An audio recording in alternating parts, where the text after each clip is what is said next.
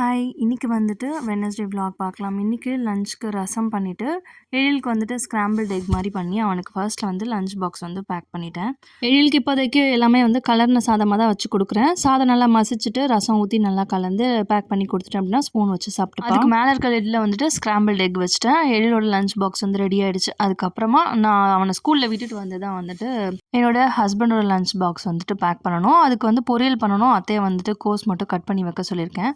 இன்றைக்கி எழிலுக்கு வந்துட்டு sports dress தான் வந்து போட்டு வரணும். இதான் ஃபர்ஸ்ட் டைம் அவர் போட்டு போகிறாரு. ரொம்பவே வந்துட்டு ஹாப்பி ஆகிட்டார். அழகாக இருந்துச்சு. எனக்குமே அவனுக்கு அந்த யூனிஃபார்ம் போட்டு பார்க்க ரொம்பவே பிடிச்சிருந்தது.